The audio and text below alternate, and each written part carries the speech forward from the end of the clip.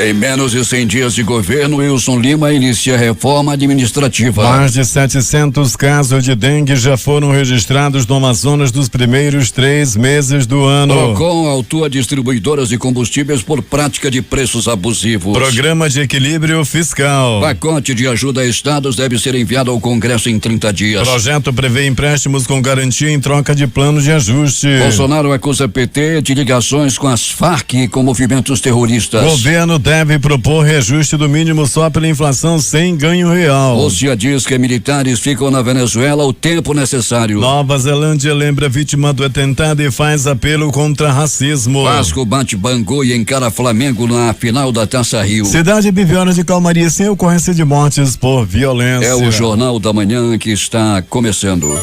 Fiel Manchete. Você ouve aqui. Jornal da Manhã. Rádio Difusora. Previsão do tempo. Sol com muitas nuvens durante o dia. Períodos de nublado com chuva a qualquer hora. É o que prevê o Climatempo, que fala na probabilidade de 80% para chover 29 milímetros. O dia amanhece com 26 graus de temperatura e a máxima não deve ultrapassar os 31 graus Celsius. A umidade do ar é de 84%. Os ventos estão calmos com 6 km/h de velocidade. É sexta-feira, 29 de março. Chegamos aos 88 dias do ano. Faltam 277 para terminar 2019. É dia de São Segundo. Hoje é o aniversário de Salvador, a primeira cidade do Brasil, fundada em 1549. O Rio Negro subiu mais 2 centímetros. Seu nível em relação ao mar estava ontem em 26 metros e 10 centímetros. O aeroporto internacional Eduardo Gomes operou normalmente durante toda a madrugada. Com boa visibilidade, o militar de Ponta Pelada está aberto para pousos e decolagens. Um fato marcante da história. Em 29 de março de 1549, Tomé de Souza fundou a cidade de Salvador, uma das mais antigas do Brasil. Criada para ser a capital da colônia, permanecendo assim até 1763, Salvador é hoje uma das principais cidades brasileiras, palco das mais agitadas festas populares como o Carnaval na Barra. Agora 5h51 em Manaus. Sejam bem-vindos ao Jornal da Manhã. Bom dia, Eduardo. Bom dia, Paulo. Bom dia, ouvintes. Após multar os postos da cidade que cobravam a gasolina acima da margem praticada pela Petrobras, o Procon Manaus autuou ontem 2 distribuidoras de combustível pela prática de preço abusivo. A ação faz parte de uma nova fase das fiscalizações feitas pela Ouvidoria e Proteção ao Consumidor contra o aumento no valor da gasolina. Os reajustes quase diários são praticados pela Petrobras desde meados de 2017 e visam acompanhar a paridade internacional de modo a garantir participação à petroleira no mercado interno. Esta se trata da 7ª alta já realizada no mês de março e do valor mais alto desde 2 de novembro. R$1,8466. No mês o preço já subiu 10,8% nas refinarias. Em 2019 o avanço chega a 21,5%. O repasse de preços ao consumidor final depende da estratégia comercial das distribuidoras e revendedoras, do valor do etanol, anidro misturado à gasolina, dentre outros fatores. São 6 distribuidoras no estado do Amazonas e, de acordo com o Sindicato dos Revendedores de Combustíveis, o Sindicombustíveis, elas juntas vendem 90 milhões de litros por mês. Peregrini, agora pela madrugada, postos de gasolina já baixaram o preço do combustível. Alguns postos de combustível em Manaus já baixaram os preços, assim como ontem o diesel era vendido a R$3,99 e hoje já pode ser encontrado a R$3,75. Bom dia. Bom dia Paulo Guerra, bom dia ouvintes do Jornal da Manhã. Vai ter muito trabalho essa CPI, não, Paulo? Muita coisa a ser descoberta, muita coisa a ser feita, inclusive aquela prática que donos de postos, desses que tem 4, 5, 6, até hoje que tem até mais postos de gasolina aí espalhados pela cidade, que fazem aqueles preços colocando o cara que tem só um posto, o outro que tem 10 coloca lá pertinho lá na concorrência, gasolina bem abaixo do preço, para quebrar o outro posto para depois ele ir lá comprar. Isso acontece muito aqui em Manaus também. Peregrini, já choveu forte aqui no sítio histórico, aqui sobre o sítio histórico da cidade e em muitas partes da cidade. Onde você se encontra? Como é que está o tempo? Muito bem, Paulo Guerra. Chuviscou agora há pouco, o tempo está muito nublado, Paulo, prometendo uma grande chuva para daqui a pouco. Porém, na hora que estávamos aí no centro da cidade com uma chuva forte, não chovia para cá, para a zona leste da cidade, proximidades da Global, do pronto-socorro João Lúcio. Estava muito nublado, agora há pouco chuvisco, mas a chuva forte realmente, Paulo Guerra, deve ficar para daqui a pouco. Alberto Peregrini, pronto-socorros da cidade com muito trabalho nesta madrugada? Sim, Paulo, no pronto-socorro Platão Araújo, a movimentação foi intensa, sim. Entretanto, já no 28 de agosto, no pronto-socorro João Lúcio, a movimentação foi tranquila durante toda a noite e madrugada. Afora os exames de praxe, o IML teve noite tranquila também, não é, Peregrini? Teve, Paulo, teve uma noite considerada muito tranquila lá no plantão. Está o George, conversava com ele agora há pouco, Paulo Guerra, movimentação das menores no Instituto Médico Legal a noite passada, sem nenhum registro de morte por violência. A informação aqui, Peregrini, que aconteceu um acidente na saída do Eldorado com Djalma Batista. Um ônibus colidiu com um carro, o motorista está entre as ferragens, segundo informações chegadas aqui à nossa reportagem. Pois é, Paulo, é na saída do Eldorado, de quem sai do Eldorado para convergir para Djalma Batista, né? Um gol daquele gol tipo gol bola, atravessou ali, saindo do Eldorado, quando foi colhido no meio por um ônibus, Paulo. O motorista está preso às ferragens nesse momento, o Corpo de Bombeiros já está no local também. O trânsito é bem complicado lá, não tanto porque devido ao baixo número de veículos, mas atrapalha muito quem está passando lá pelo local nesse momento. Repito, é na saída do Eldorado, como você bem colocou, Paulo, de quem vai acessar a Djalma Batista. Pois é, Peregrini, eu estou aqui bem atualizado. Agora eu pergunto a você, o estado de saúde desse motorista, será que ele está vivo ainda, Peregrini? Vivo está, Paulo, né? A situação, ele não está acordado, mas tem os sinais vitais, informações que temos. Uma viatura do Corpo de Bombeiros se deslocou ali da Torquato Tapajós, ali de quem vai da Constantino para Torquato Tapajós, ali próximo à rodoviária, chegou rapidamente ao local. SAMU também já está no local. Entretanto, para o SAMU assumir de uma vez a ocorrência, é preciso que ele seja liberado das ferragens, já que a batida foi tão forte, Paulo, que ele está preso nas ferragens do gol que ele dirigia.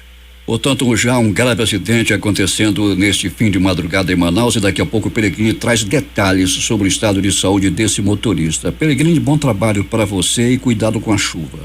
Muito bem, Paulo Guerra, valeu. Daqui a pouco a gente vai voltar com essas e outras informações, mas sem antes dizer, Paulo, que o José Nairatá Vieira Pereira morreu no começo da noite de ontem. Ele era conhecido como Maratá, uma pessoa muito conhecida no meio aí das obras do governo também, da prefeitura. O Maratá infelizmente morreu a noite de ontem. Então a gente está aí passando a informação que o José Nairatá Vieira Pereira, 59 anos, o famoso Maratá, infelizmente faleceu no começo já no finalzinho da tarde, começo da noite de ontem. O corpo está sendo velado, Paulo Guerra, na funerária Canaã, no Salão 2. O sepultamento vai ser no São João Batista, com horário ainda indefinido.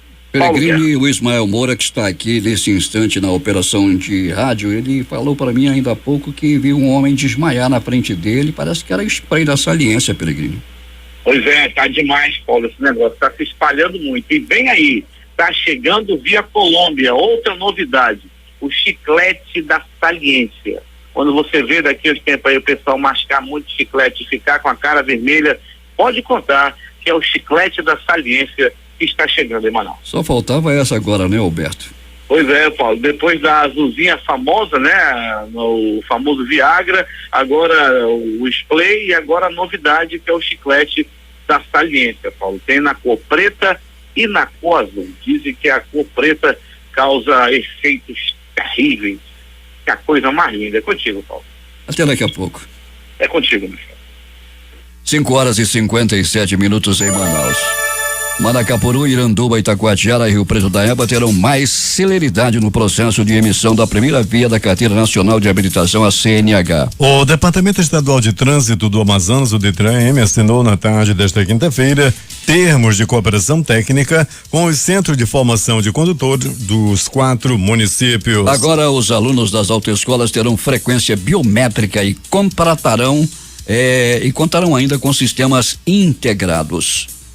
O programa de acesso ao mundo do trabalho abriu 275 vagas para oficinas de orientação para o mercado de trabalho e desenvolvimento de habilidades. O projeto é gerenciado pela Secretaria Municipal da Mulher, Assistência Social e Cidadania SEMASC. As vagas são limitadas e estão disponíveis nos Centros de Referência e Assistência Social, os CRAs, dos bairros da Compensa, Japim, Terra Nova, Cidade Nova, São José 3 e 4, Alvorada 3, Betânia e Glória. Para participar, o candidato precisa ter idade entre 14 e 59 anos e ser residente aqui em Manaus.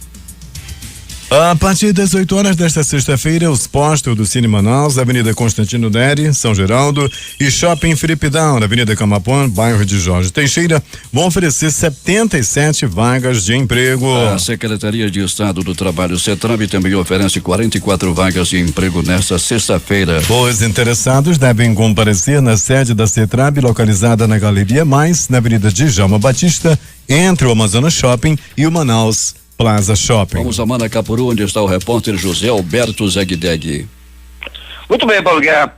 Só para informar que depois de problemas na fábrica de asfalto, os trabalhos de tapa-buracos na M352, a estrada de Novo Airão, estiveram parados por alguns dias, mas segundo o engenheiro Willis Regis de Alencar, da firma CDC Terra Plana Limitada, empresa responsável pela manutenção da estrada, os trabalhos já foram retomados e estão a todo vapor. O Willis informou que já foram derramados 40 toneladas de asfalto e hoje estará entrando mais 20 toneladas. Tudo isso para que seja realizado um trabalho de qualidade e durabilidade. Já a M070, no trecho que compreende Manacapuru até a Ponte Rio Ariuaú, continua na mesma, muitos buracos e muita reclamação por parte dos motoristas que trafegam todos os dias na rodovia. Segundo informações, o governador Wilson Lima deverá vir a Manacapuru em breve para a inauguração do terminal turístico fluvial. Esperamos que ele venha pela estrada e veja a situação da mesma e quem sabe a partir de então os trabalhos de duplicação que já estão parados há algum tempo sejam retomados e daí tenhamos a conclusão dessa tão esperada duplicação. E agora uma utilidade pública.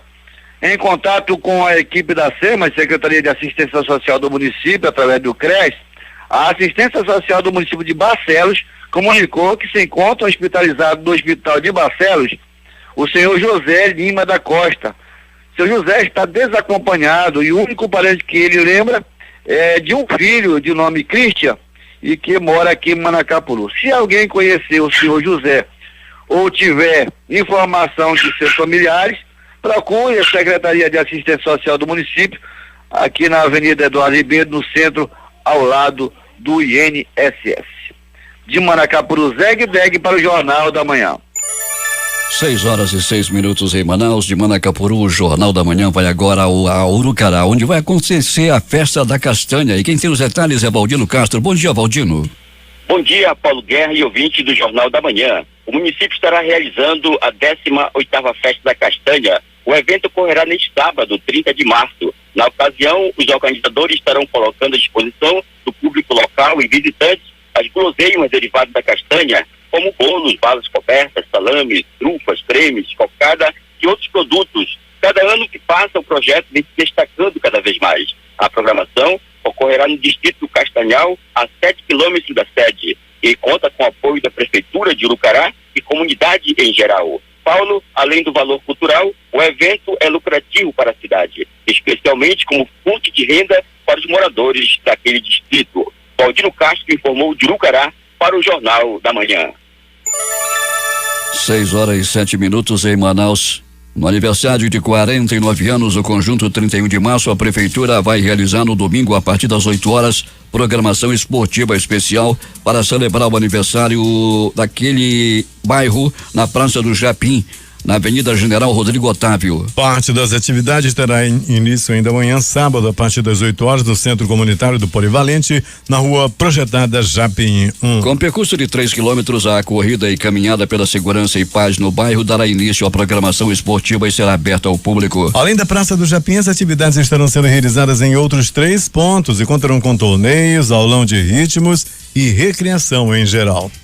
Condutores de veículos com placa de terminação 3 têm até hoje, sexta-feira, para obter desconto de 10% no pagamento da cota única do IPVA, Imposto sobre a Propriedade de Veículos Automotores, ou na primeira das 3 parcelas do fracionamento definido pelo edital de lançamento do IPVA 2019, publicado pela Secretaria de Fazenda do Estado. No caso do contribuinte optar por pagar fracionado, a primeira parcela tem desconto de 10%, a segunda de 5% e a terceira e última parcela deve ser paga integralmente. Pode lembrar que o prazo final do vencimento do imposto para as placas final 1 também se encerra no último dia útil deste mês, ou seja, nesta sexta-feira. O Instituto de Proteção Ambiental do Amazonas, o IPAAM, voltou ao município de Itacoatiara nesta semana para verificar novamente a situação do lixão a céu aberto e constatou que a prefeitura do município não atendeu, mais uma vez, os compromissos assumidos no termo de ajustamento de conduta, o TAC. De acordo com o analista ambiental do IPAAM, Antônio Stronsky, o caso do aterro sanitário é bastante preocupante, pois o mesmo está localizado na zona urbana do município e impedindo o funcionamento de um frigorífico que é extremamente importante para a economia local. O analista ambiental explicou também que já existe uma área definida para poder fazer a desativação do lixão e a mudança para essa nova área, mas precisam ser adotadas as medidas necessárias para a regularização ambiental. Na realidade, já se passaram muitas administrações pelo município e ninguém resolveu esse problema do lixão, não só lá em Itacoatiara, como em outros municípios do Amazonas.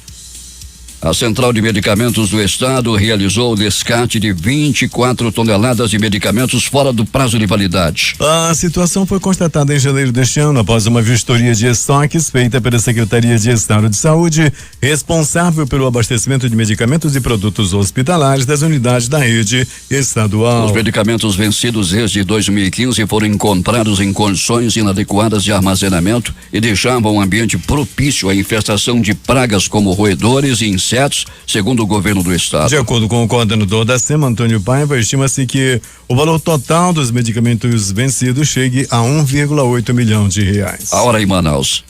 6:10. Uma audiência pública coordenada pela Superintendência Municipal de Transportes Urbanos discutiu ontem propostas para projeto básico da futura licitação do modal de transporte executivo em Manaus, os populares micro-ônibus branquinhos. Parlamentares dos poderes legislativos municipal e estadual, eventuais candidatos à licitação, assim como a população geral, participaram do evento que ocorreu no auditório Isabel Victória do Carmo Ribeiro, na sede da prefeitura. Além da apresentação do projeto básico, outro ponto alto da audiência foi a discussão sobre o projeto, uma oportunidade em que os participantes puderam apresentar suas ponderações e sugerir mudanças que serão analisadas por equipe técnica da SMTU. A Universidade do Estado lançará edital para concurso público de provas e títulos para provimento de cargos de professor da carreira do magistério superior. O edital está previsto para ser lançado até o dia 2 de abril deste ano, com o início das inscrições ainda no mês de abril. Serão ofertadas 63 vagas distribuídas nas 5 escolas de Manaus e nos centros de estudos superiores de Itacoatiara, Parintins, Tabatinga e Tefé. Os cursos para os quais as vagas serão abertas ainda não foram divulgados. A Frente Amazônica de Mobilização em Defesa dos Direitos Indígenas promove nesta sexta-feira o Seminário Direitos Humanos na Amazônia, indígenas, quilombolas e comunidades tradicionais, das 8h30 até às 16h na Escola Normal Superior da UEA. O seminário tem como objetivo aprofundar o debate no atual contexto político sobre os direitos básicos e fundamentais do contexto amazônico, além de propor iniciativa de defesa e garantias desses direitos. De acordo com o coordenador da FAND, professor Gersen Baniwa, a América Latina e o Brasil vêm passando por rupturas institucionais e implantação de políticas restritivas e de retrocessos nos direitos humanos, em especial os de minorias como as populações indígenas, quilombolas e comunidades tradicionais. O deputado estadual Serafim Correia denunciou ao Procurador-Geral de Justiça em exercício, Fábio Monteiro, que os promotores de justiça nos municípios de Pauíne e Beruri estão se negando a receber denúncia de professores quando o assunto é o Fundeb, o Fundo de Manutenção e Desenvolvimento da Educação Básica e Valorização dos Profissionais da Educação. Fábio Monteiro esteve na Assembleia Legislativa na manhã de ontem para realizar a prestação de contas do Ministério Público referente ao ano de 2018. A Comissão Parlamentar de Inquérito dos Combustíveis, proposta pelo deputado Álvaro Campelo, foi instalada nesta quinta-feira na Assembleia Legislativa do Estado. A CPI dos combustíveis na Assembleia tem por objetivo investigar a suspeita de existência de cartel entre donos de postos de combustíveis da cidade para combinar tabelamento de preços em prejuízo ao consumidor. Nesta quinta-feira, o governador em exercício Carlos Almeida recebeu a ministra da Mulher, Família e de Direitos Humanos, Damares Alves, no Centro Cultural Palácio Rio Negro, para apresentar a proposta de políticas públicas para a mulher, criança, pessoa com deficiência, idosos e indígenas. Também participaram do encontro as secretárias nacionais da Mulher, Tia Heron, e da Pessoa com Deficiência, Priscila Gaspar, e as secretárias de Estado, Caroline Braz, de Justiça, Direitos Humanos e Cidadania, Márcia Sado, da Assistência Social, Viviane Lima, de Direitos da Pessoa com Deficiência, além do Defensor Público Geral em Exercício, Antônio Cavalcante. A agenda da ministra de Manaus incluiu ainda uma visita ao terreno doado pelo Tribunal de Justiça do Amazonas, onde será construída a Casa da Mulher Brasileira, para oferecer todos os serviços de rede de proteção, com delegacias e juizados, varas especializadas, Defensoria Pública, Ministério Público, além de acolhimento e triagem, apoio psicossocial, alojamento de passagem, brinquedoteca, central de transportes e promoção de autonomia econômica. Damares Alves também recebeu o projeto do Centro Integrado da Criança, uma construção coletiva de um espaço que vai atender crianças e adolescentes. Nesta articulação, além do Estado, estão envolvidos o Tribunal de Justiça do Amazonas e o Ministério Público do Trabalho. Dados divulgados nesta quinta-feira pelo Ministério da Saúde apontam que 761 casos de dengue foram registrados no Amazonas em 2019. O número contabilizado entre os meses de janeiro e março já ultrapassa a quantidade registrada no mesmo período do ano passado. Além da dengue, o número de casos da chikungunya também aumentou. A incidência de dengue no estado é de 18,6 casos para cada 100 mil habitantes. O número está abaixo da média nacional, que é de 109,9 casos a cada 100 mil habitantes. Os dados reunidos até o dia 16 de março apontam que a quantidade de casos do Amazonas aumentou 3,5% em relação ao ano de 2018. Entretanto, ainda não há registro de mortes relacionadas à doença aqui no estado. E como parte da estratégia para alcançar a meta de vacinar 90% das 455.083 pessoas dos grupos prioritários contra a influenza, a Prefeitura informou que realiza neste sábado o dia D da campanha, reforçando a importância da imunização para grávidas principalmente. A preocupação se deve ao alto risco de complicações que a doença pode causar durante a gestação e porque desde o início da vacinação, esse é o grupo com menor percentual de imunização, 43%. Crianças de 6 meses a menores de 6 anos e idosos também recebem atenção especial por estarem mais suscetíveis a agravamentos. Portanto, o dia D de vacinação contra a gripe, a influenza, é amanhã, sábado. Com menos de 100 dias à frente do governo, Wilson Lima faz a primeira mexida no primeiro escalão de seu governo. O Wilson vai extinguir todas as 5 secretarias extraordinárias. A Secretaria de Política Fundiária vai ser incorporada pela Secretaria de Infraestrutura e a Secretaria de Planejamento e Desenvolvimento, Ciência, Tecnologia e Inovação vai incorporar a Agência Amazonense de Desenvolvimento Econômico. Entre as mudanças também estão a troca de alguns secretários de Estado, entre eles do vice-governador Carlos Almeida, que deixa a Secretaria de Saúde e passa a ser o chefe da Casa Civil. Leandro Benevides, que estava na Casa Civil para assumir o escritório da representação do Amazonas em São Paulo. E o doutor em saúde pública pela Fiocruz, Rodrigo Tobias, que assume a Suzan. Os secretários extraordinários, Marcelo Alex Luiz Mário Bonatti, a secretária Kate Maciel, da SPF, e o presidente Mike Ezequiel dos Santos, da AADES, foram exonerados. Polícia. Peregrine, um ônibus está atravessado na Max Teixeira, sentido bairro, atrapalhando o trânsito na área, principalmente nesse instante, quando aumenta o fluxo.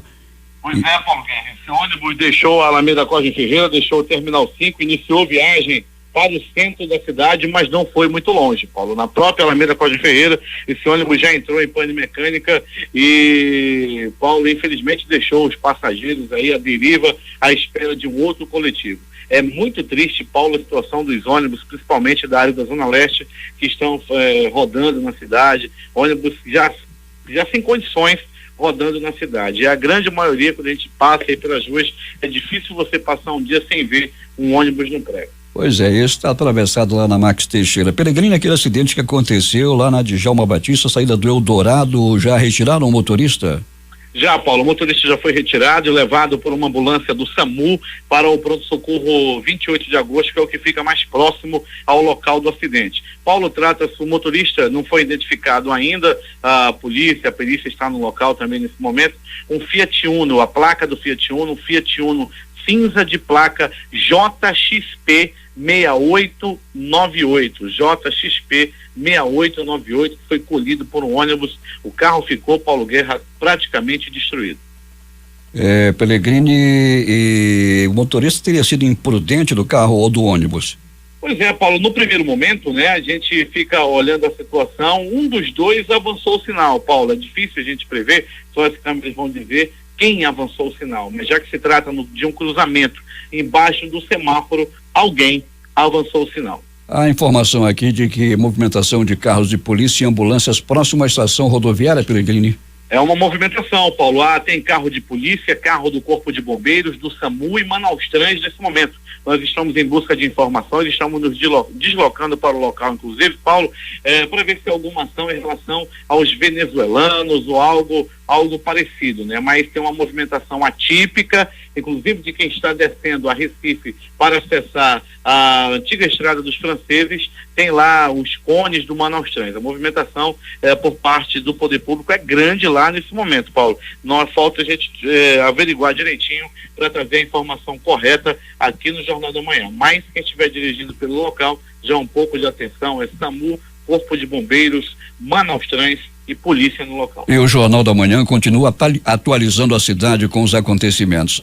Motoqueiro no chão, Pellegrini, na Torquato Tapajós, em frente ao Risadinha, sentido bairro Pellegrini. Mais um motociclista. Mais um motociclista, Paulo. Ontem nós tivemos a oportunidade de verificar 2 acidentes, nós passávamos pelo local e vimos 2 acidentes, então a gente pede agora, nesse momento, uma ambulância do SAMU em frente ao comercial Risadinha, um motoqueiro no chão. Paulo Guerra traz a informação e com certeza se faz necessário uma ambulância do SAMU no local. Pellegrini, o que mais aconteceu nas últimas horas na cidade?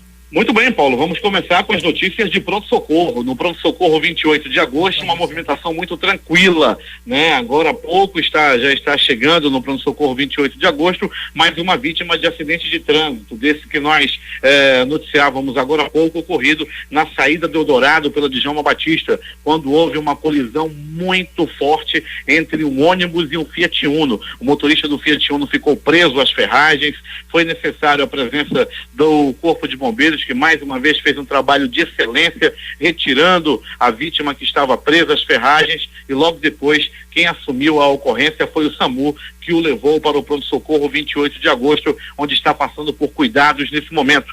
O homem está gravemente ferido. Ainda do pronto-socorro 28 de agosto, uma outra vítima de acidente de trânsito, desta feita um atropelamento acontecido ontem no bairro Vila da Prata. O homem chegou no pronto-socorro rapidamente e foi muito bem atendido. Já as informações que temos é que ele teve fraturas pelo corpo, porém está fora de perigo de morte, graças ao grande trabalho feito pelos profissionais da vida do pronto-socorro João Lúcio, aliás, do pronto-socorro 28 de agosto. Já no pronto-socorro João Lúcio, no gigante da zona leste da cidade, Paulo Guerra, uma movimentação considerada tranquila no pronto-socorro João Lúcio. Uma pessoa deu entrada, vítima de agressão física, ele foi atingido com uma barra de ferro na cabeça. As informações dão conta que ele conseguiu se desviar e pegou apenas um pé do ouvido, porque se pega no meio, ele não escapava. Para você ter uma ideia da violência dessa barrada de ferro que ele levou, o ferro saiu comendo aqui a pé do ouvido, chegando até na clavícula, acertou o ombro dele, mas foi uma violenta lapada, e se pega no meio, ele teria partido dessa para pior. Ele foi atendido rapidamente no pronto-socorro João Lúcio. As informações dão conta de que essa agressão pode ter sido por causa de futebol, por causa de briga, por causa de futebol ontem, na ocasião do jogo do Vascão da Gama, que ontem passou pelo poderoso Bangu. Outra Paulo Guerra agora do pronto-socorro. Pronto-socorro Platão Araújo. No pronto-socorro Platão Araújo, uma pessoa deu entrada à vítima de agressão física. Ele apanhou a murros, chutes, socos, pontapés e alguns bofetes. As informações dão conta de que ele foi barbaramente agredido por um homem conhecido como Acriano. Acriano é metido, rapaz. O Acriano ele foi tomar, na verdade, Paulo, a vítima, o que apanhou, foi pra cima do Acriano, dizendo: olha, Acriano, safado, Acriano, tu não presta, Acriano, tu tá metido com minha mulher. Rapaz, ele queria tomar satisfação porque o Acriano parece que andava pegando a mulher dele. Ele foi pra cima do Acriano, o Acriano deu-lhe uma pisa. Acho que esse Acriano sabia brigar. Deu-lhe uma pisa no homem que foi enganado. O Acriano tomou a mulher dele e ainda deu uma pisa no marido da mulher que gostava de estar se amancebando com o Acriano. Então, Paulo Guerra, se alguém aí souber que a sua mulher está metida com outro homem, é melhor deixá-la ou fazer que não vê, porque senão, além de ser enganado, ainda pode levar uma pisa. O Acriano, depois que bateu no marido enganado, saiu caminhando, todo metido pelas ruas do bairro Jorge Teixeira. Mas Paulo Guerra e ouvintes do Jornal da Manhã, uma pessoa deu entrada vítima de uma estocada. Esse homem foi estocado por um pedaço de vergalhão. As informações dão conta de que o vergalhão penetrou a barriga da vítima. Os dois estavam brigando até que um pegou um pedaço de vergalhão e enfiou no outro, que deu entrada no pronto-socorro Platão Araújo. De polícia, Paulo Guerra e ouvintes do Jornal da Manhã, o Dinei Francisco Medeiros de Souza, 29 anos, foi atingido com 3 tiros na noite de ontem. Segundo as informações, ele foi sequestrado e foi levado para uma área de mata no bairro Jorge Teixeira. As informações também dão conta de que a vítima conseguiu escapar, mas foi atingido com os tiros. Um tiro pegou no braço, o outro tiro pegou no abdômen da vítima. O estado de saúde dele é gravíssimo. E esse que foi atingido, Paulo Guerra, não é boa bisca não. No último dia 14 de março, ele foi preso suspeito de cometer arrastões em vários pontos da cidade. Ele também é velho conhecido da polícia por outras passagens por roubo e também por homicídio. Ele é conhecido como pastor. Parece que o pastor já até matou um e ontem levou 3 balaços espalhados pelo corpo. É agora as notícias do Instituto Médico Legal. Saiba agora quem foi para a pedra nas últimas 24 horas. E atenção, a pedra está vazia. Nenhuma morte por violência, ninguém morreu na faca, ninguém morreu na bala, ninguém morreu na paulada, ninguém morreu por violência durante a noite e madrugada. A pedra do IML está vazia, a modo, nenhum frequentou a pedra gelada do Instituto Médico Legal. O IML registrou nas últimas 24 horas 47 exames de corpo de delito. E essas foram as notícias da noite e madrugada. Chegando aqui a mensagem, Paulo Guerra, mandando aqui também já aquele alô pro Macena, lá em Manacapuru, Macena, Beto D'Angelo, todo mundo ouvindo o nosso noticioso nesse momento. Peregrino. Obrigado pela audiência, Paulo. Peregrino, temos informações aqui que na praça do Conjunto Vila Câmara, a droga está correndo frouxo ali pelaquela área. Consumo e venda de drogas na praça do Conjunto Vila Câmara. E sobre aquela movimentação, Peregrino, próximo ao terminal, diz que trata-se de uma reintegração de posse, Peregrino. Vamos conferir. Vamos conferir, Paulo. Daqui a pouco teremos mais informações em relação a essa movimentação de polícias, de viaturas aí, de vários órgãos que estão no local, Paulo. E essa questão do Vila Câmara, a gente pede policiamento, mas quem dera que fosse só lá. a polícia, né, policiamento está sendo necessário com maior extensidade em toda a cidade. Todo mundo está clamando por melhor policiamento, principalmente devido ao tráfico de drogas. Paulo Guerra. Esportes. Alexandre Pato será apresentado oficialmente no CT da Barra Funda nesta sexta-feira, véspera do jogo de ida da semifinal do Campeonato Paulista contra o Palmeiras. O jogador do São Paulo pelos próximos 3 anos e 9 meses, o atacante iniciará sua segunda passagem pelo clube. Depois de uma derrota e um empate no primeiro turno, o Nacional conseguiu uma vitória de goleada por 5-1 sobre o Fast no clássico Pai e Filho ontem à noite no estádio Ismael Benigno. A seleção brasileira segue invicta no Sul-Americano Sub-17. Ontem à noite os garotos brasileiros venceram a Colômbia por 3-2 pela quarta rodada do torneio com direito a gol olímpico. Patrick Lanza, René e Henry foram os autores dos gols canarinhos. Mosqueira e Cuesta marcaram para os cafeteiros. Para garantir sua classificação agora, o Scratch brasileiro precisa de apenas um empate na rodada final. Neste sábado a seleção encara a Argentina às 21h30, mais cedo às 19h10 a Colômbia já eliminada encara o Paraguai. Com um gol de Thiago Reis, o terceiro em 3 jogos, o Vasco derrotou o Bangu por 1-0 em partida disputada na noite desta quinta-feira no Maracanã. O resultado classificou a equipe de São Januário para a decisão da Taça Rio, segunda rodada do Campeonato Carioca, neste domingo diante do Flamengo no Maracanã.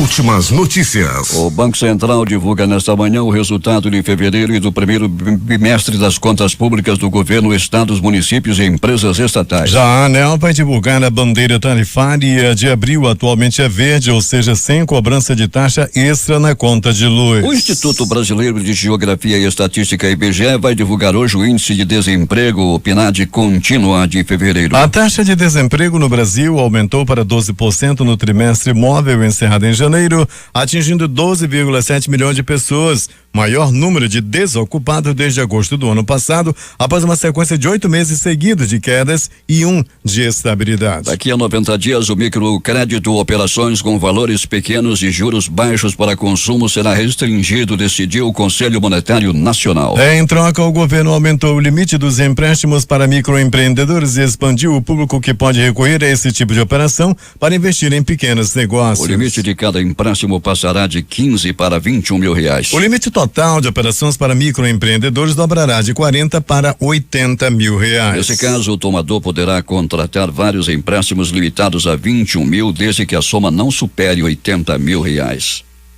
O líder opositor venezuelano Juan Guaidó foi impedido de exercer cargos públicos por 15 anos, informou ontem a Controladoria Geral da Venezuela. O anúncio foi feito pelo Controlador-Geral Elvis Amoroso na TV estatal venezuelana. Segundo Amoroso, Guaidó, que preside a Assembleia Nacional controlada pela oposição e se declarou presidente interino do país em janeiro, apresentou inconsistências em suas declarações de renda. Guaidó teria recebido dinheiro de instâncias internacionais e nacionais que não foram declaradas. Na Venezuela, o presidente Nicolás Maduro manda na justiça, destitui deputados, nomeia constituinte, proíbe que políticos eleitos assumam seus cargos e manda para a cadeia seus opositores, além de massacrar o povo num país onde falta o mínimo necessário para seus habitantes. Esse é o paraíso bolivariano.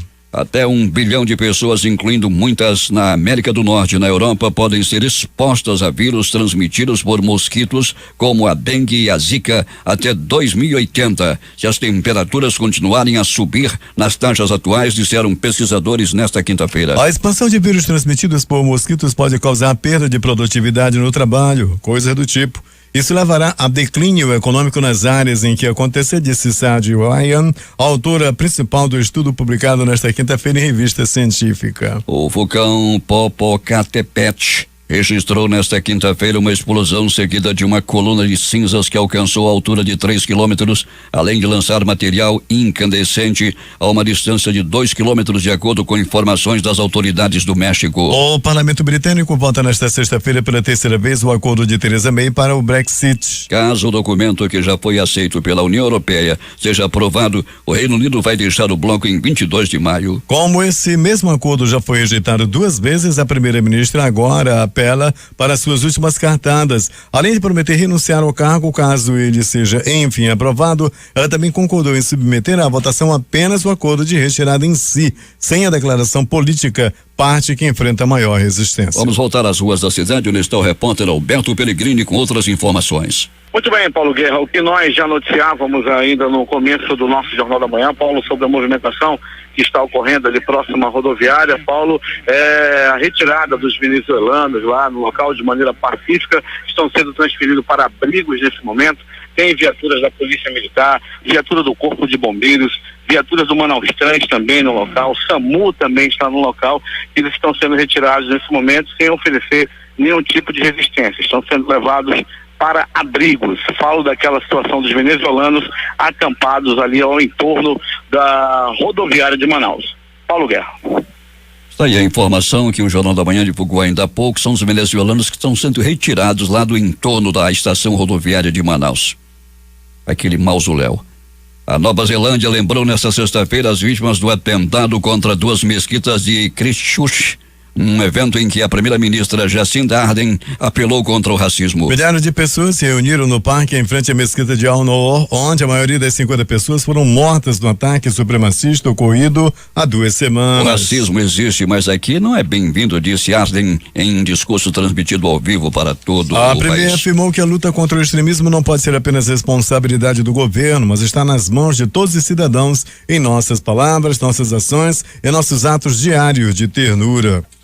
O mundo está preso em um ciclo vicioso de extremismo que alimenta outro extremismo. Isso deve acabar, insistiu a primeira-ministra. A maioria dos ministros do Supremo Tribunal Federal votou nesta quinta-feira por arquivar pedido do ex-presidente Luiz Inácio Lula da Silva para que a corte reconhecesse a validade da nomeação dele em março de 2016 como ministro da Casa Civil do governo Dilma Rousseff. O ministro Gilmar Mendes disse que a intenção da nomeação era fraudar as investigações da Operação Lava Jato e obter para Lula foro privilegiado no STF, a fim de que escapasse de um julgamento pelo então juiz Sérgio Moro, hoje ministro da Justiça. Com o impeachment de Dilma Rousseff, Gilmar Mendes arquivou a ação. O ex-presidente Luiz Inácio Lula da Silva prestará depoimento ao delegado de Polícia Federal, Felipe Paz, no dia 5 de abril em Curitiba. O delegado informou a decisão ao ministro Luiz Edson Fachin, do Supremo Tribunal Federal, no fim desta quinta-feira. A informação foi dada ao ministro, pois na semana passada Fachin suspendeu depoimentos até que a defesa de Lula tivesse acesso a documentos e informações sobre as investigações. Ao todo, Lula será ouvido por 2 casos. Inicialmente, o ex-presidente prestaria depoimento em 4 inquéritos, mas a questão foi reavaliada. As investigações são estas: as que apuram se houve lavagem e corrupção em razão do suposto pagamento de propina pela Odebrecht no caso de navios sonda construídos pela Sete Brasil. Apuram se houve lavagem, corrupção e cartel em relação ao ato de Lula na construção da usina de Belo Monte. Como diz Lula, trata-se de uma invenção por parte da Justiça.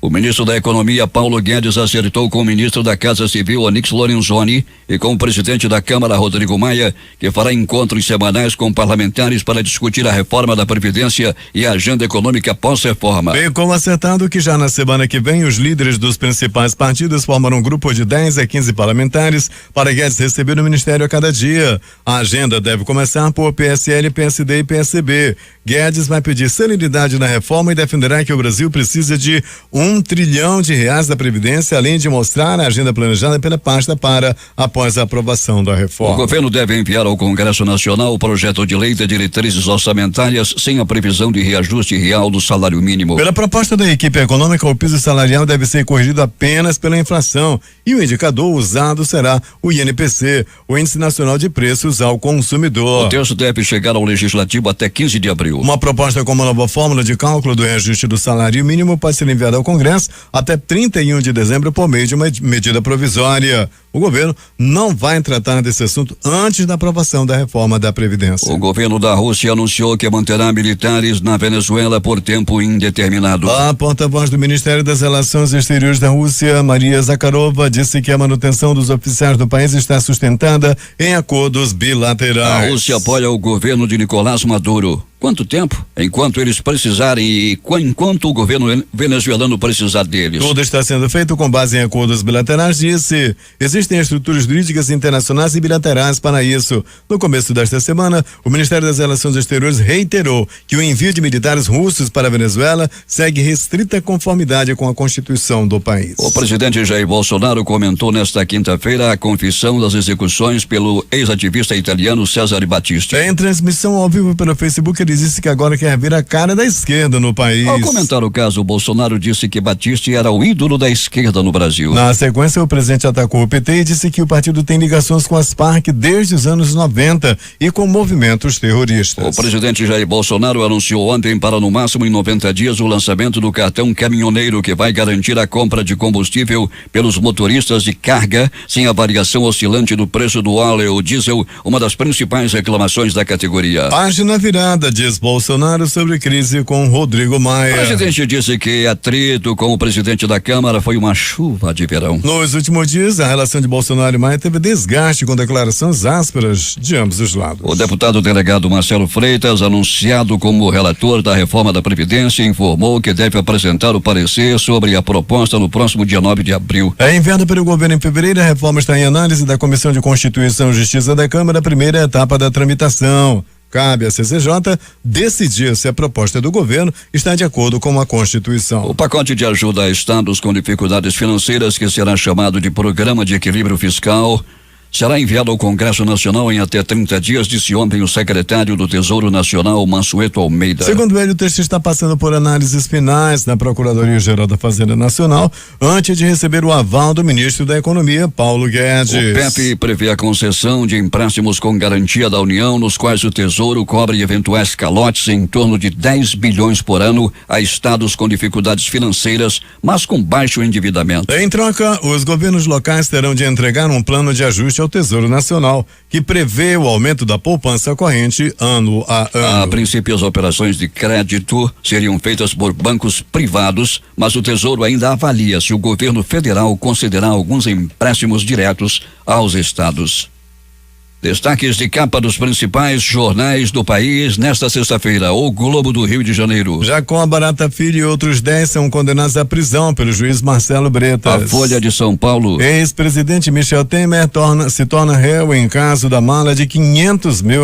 O Estado de São Paulo. ONG busca 1 milhão de assinaturas para ampliar teste do pezinho no SUS. Planalto Central, capital da República, Correio Brasiliense. Morre vigário-geral de Formosa, suspeito de desviar dinheiro da igreja. Valor econômico. Investidor recalibra risco, aposta em ação e Bovespa fecha em alta. O dólar recua. Estado de Minas. Paquim multa Haddad por impulsionar conteúdo contra Bolsonaro na eleição. Jornal do Comércio no Recife. Assunto encerrado, desmaia sobre troca de farpas com Bolsonaro. Fortaleza, Diário do Nordeste. Policiais militares são presos em operação na região norte do Ceará. Porto Alegre, 0 hora. STF confirma a validade do sacrifício de animais em cultos religiosos. Edições impressas locais, o centenário Jornal do Comércio. Conjuntura afeta investimentos imobiliários. A crítica. Vacinação, dia D contra H1N1. Estas foram as principais notícias de ontem e as primeiras de hoje. Termina aqui o Jornal da Manhã. Participaram desta edição reportagens José Alberto Zegdeg, Valdino Castro e Alberto Pellegrini. Operação de áudio Itamar Jardina e Hamilton Cabral. A apresentação, Eduardo Silva e Paulo Guerra. Próxima edição amanhã às 5 horas e 45 minutos.